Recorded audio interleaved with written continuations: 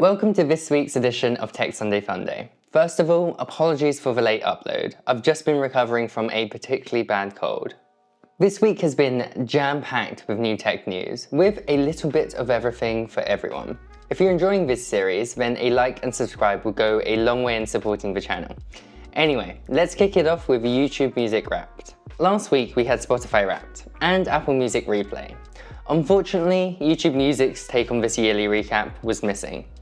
But just a few days later, YouTube Wrapped was announced. Unlike Spotify Wrapped or Apple Music Replay, YouTube Music's Your Recap is hidden away under menus. It's almost as if they don't want you to see it. Now, I don't use YouTube Music that much, so I haven't even listened to enough music to get a Your Recap. So unfortunately I can't show you mine, but I can show you some press images. From the images and videos I've seen, YouTube Music's Your Recap actually looks really impressive, even against Spotify Wrapped, which over the years has been the most insightful and fun take on these yearly recaps. Your Recap has the standard run-of-the-mill insights, such as your favorite artists, favorite genres, and how many minutes you've listened to. YouTube Music takes it a step further with insights on how your music tastes have changed over the course of the year, what your overall mood was, and allows you to pair Google Photo memories with your top songs. I love this, as quite often a song will often be attached to a memory, so being able to pair the two together is fantastic. While I haven't been able to personally experience it this year, my excitement level is a 9 out of 10. This is because I see the potential of where YouTube Music's insights and analytics can go. Google, and therefore YouTube, is an AI and data company, and they've shown countless times what they can do with the power of AI models. So I'll be excited to see where they can take YouTube Music in the future. I haven't used YouTube Music for a while, but when I did, I remember its recommendations engine being absolutely spot on. It always seems to know what music I like, and helps me discover new music too. Now, it's had a few years to mature, and I can only see YouTube Music getting better and better, offering better insights, offering better recommendations, and paired with Google Photos, I can see at the end of every year, it offering a really nostalgic trip down memory lane. And in the future, perhaps Google Photos will have tighter integration with YouTube Music, offering playlists from trips and holidays. So I'm excited for it. Next up, the Alexa app receives a redesign that streamlines the app experience and removes a lot of the clutter. The Home tab now has customizable shortcuts and sections for quick access to smart home devices and controls, rather than showing reminders and suggestions from the previous iteration. This makes perfect sense, as it's the smart home controls that you'll be regularly interacting with anyway. The Devices tab is more about organization, with improved search and sorting of your smart home devices. The redesign of the Alexa app aims to reposition the app as more of a smart home controller, rather than a personal assistant interface. My excitement is a 6 out of 10. I'm not personally an Alexa user or a big smart home device user, but one of the biggest barriers to entry with smart home devices is ease of use. And having your smart home devices front and center in the new app should lead to a more frictionless experience, which is a big win in my book. Apple TV is a fantastic streamer, and it's the one I use personally. From my experience, it's offered the best performance, reliability, and feature set compared to its competitors, albeit at a very expensive price. In the past, if I had one pet peeve with the Apple TV, it would have been the lack of VPN support.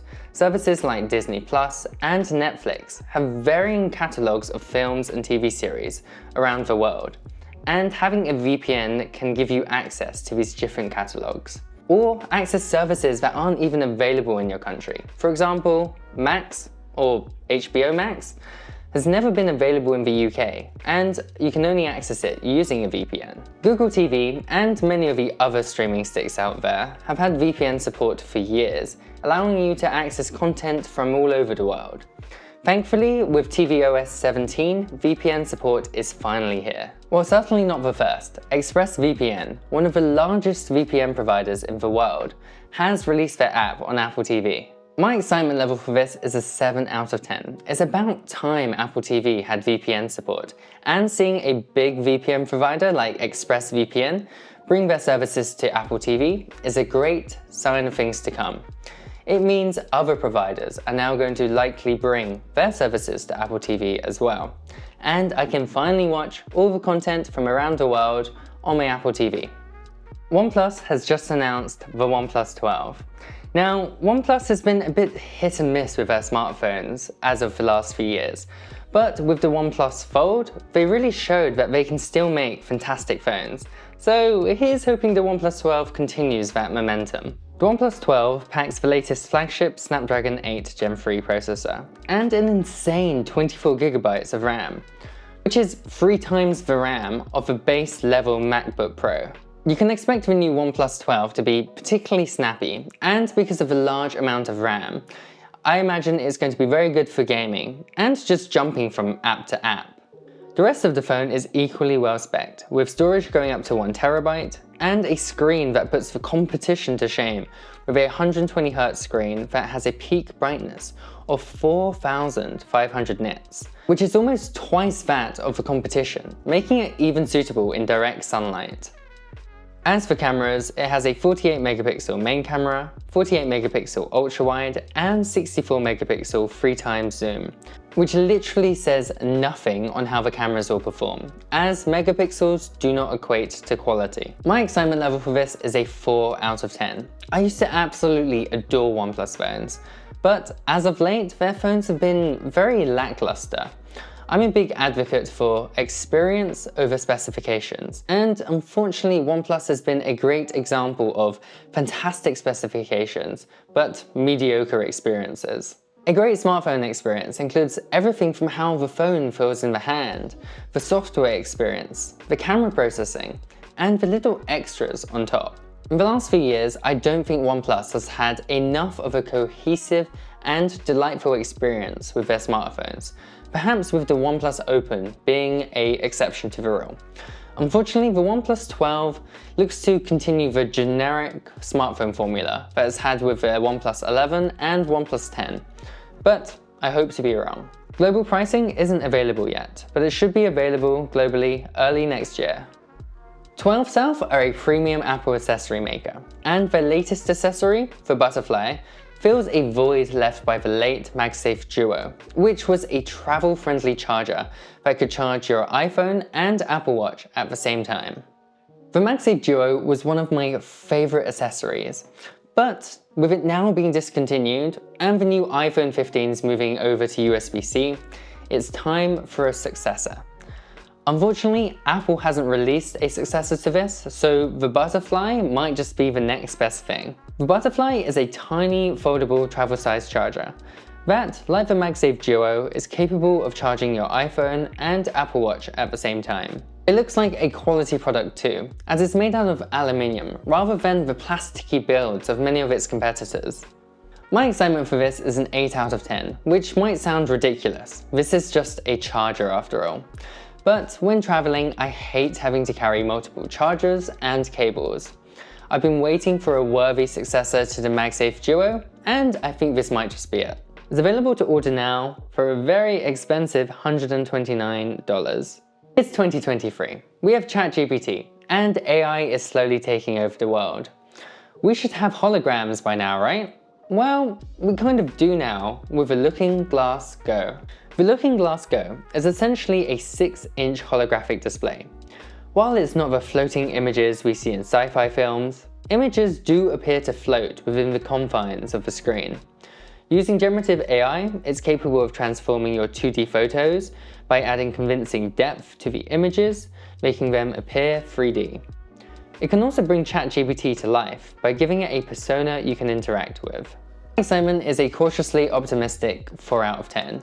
While 3D films were ultimately disappointing, I strongly believe this was because the technology wasn't ready at the time. And 3D technology has come a long way since. Take the Asus ProArt StudioBook, for example. It had a glasses-free 3D screen, and it was very well received. The 3D effect was very convincing. All that being said, I don't think the Looking Glass Go is the answer. I think it's slightly too niche and too small to create any true wow factor. But again, I haven't seen it, so I guess it's one of those things you have to see it to believe it. It's available through Kickstarter now at $300. As with all Kickstarters, there is no guarantee the product will come to fruition, so make sure you have faith in the company and product before pledging. Keychron is one of the biggest names in the mechanical keyboard space. Their latest keyboard, the Q1HE, is a slight revision to their hugely popular Q1 keyboard. The Q1HE uses magnetic Hall effect switches, which are analog, which means it can detect the degree of a press, rather than just a simple pressed or not pressed. This allows for far more customization than traditional mechanical switches. For example, a half press could trigger an action instead of having to fully press a key. The Q1HE retains a 70% layout and has a quality aluminium build that can be used wired or wirelessly. My excitement level is a 6 out of 10. While I don't personally use a mechanical keyboard, I can see the analog appeal of this keyboard certainly appealing to gamers, allowing them more nuanced customization of their key presses. I think this is going to be hugely popular. The Keychron HE is available on Kickstarter now from $194. The usual disclaimer about Kickstarter applies. Keychron is a legitimate company and has a great record, so take this into account. A couple of weeks ago, Nothing launched Nothing Chats, which enabled Nothing phone users to use iMessage. Unfortunately, it was riddled with privacy concerns, as your iCloud credentials were stored through a potentially untrusted third party. And as of filming, it's already been taken down. And now this week we have Beeper Mini, another iMessage app for Android users. But this time, they've figured out how to get iMessages to send directly from an Android phone to Apple servers without the need for them to go through a third party. Additionally, pretty much all of the features matches that of iMessage on iPhone. Unfortunately, again as of filming, Apple has found a way to shut down the service, at least for now. My excitement for this is a 1 out of 10. Again, saying that, I am loving all of the drama behind this. With Apple's recent agreement to bring RCS to iMessage, I'm hoping that this green bubble versus blue bubble conversation will be a thing of the past.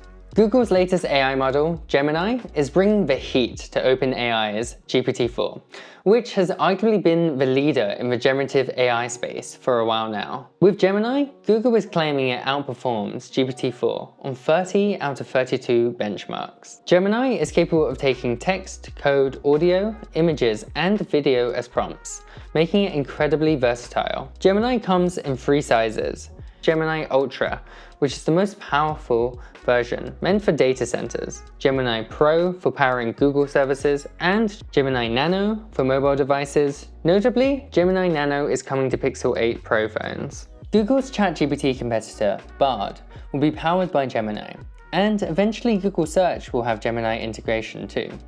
Gemini's real superpower is being able to recognize visual pictures and physical objects and know the difference between them. My excitement for this is a 9 out of 10. When OpenAI released GPT, it likely caught Google off guard, causing them to rush a suite of services that were just clearly inferior to OpenAI's. With Gemini, it looks like Google is finally showing off what they're truly capable of. Along with Google announcing Google Gemini, they also announced the latest Pixel feature drop. For those that don't know, Google periodically releases new features for their Pixel line of phones to keep them fresh and exciting through ownership. Here are the key new features of the December feature drop.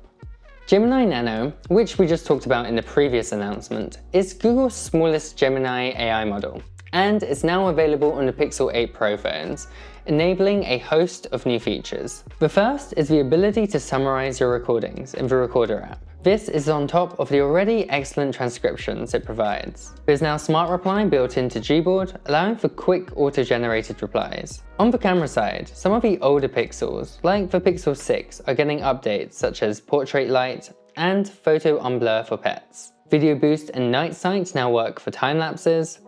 And finally, you can use your Pixel as a webcam too. Now there are also some smaller features which I haven't covered here, but if you want to find out more, I've included an article in the description below. My excitement for this is an 8 out of 10. I think the Pixel feature drops are such a clever way of keeping the Pixel phones feeling fresh and exciting throughout ownership. And with Gemini Nano on the Pixel 8 Pro, I think there'll be a whole host of new features that haven't even surfaced yet. These new features should be on supported Pixel phones right now. It's never too late to try something different. And Canon, a well-respected camera company, has decided it's time to make a lamp. That's also a speaker, because that's something everybody needs in their life. The Canon ML-A combines a 10-watt Bluetooth speaker and a 300 lumen LED lamp into what kind of looks like a camping lantern. The build quality actually looks really nice, being made out of aluminium. The ML-A has enough juice for 8 hours of illumination, 5 hours of music, or 3 hours of both. My excitement for this is a 3 out of 10. I find that when companies try to create a product that is a combination of 2 or more different product categories, you just end up with a very mediocre product. I'm not convinced this is going to sound good, and I'm not actually sure who this is for. But please correct me if I'm wrong. If this is a product that you're excited for and you've been waiting for and it's perfect for you, then please let me know. It's available to order now for £269. So that's your tech news for the week. What announcement excited you the most? For me, it was Google Gemini, as I think Google is finally positioning itself as a leader in the generative AI space. And with Gemini coming to Pixel phones as well, I'm so excited to see what this can enable. Anyway, hope you enjoyed the video, and I'll catch you in the next one.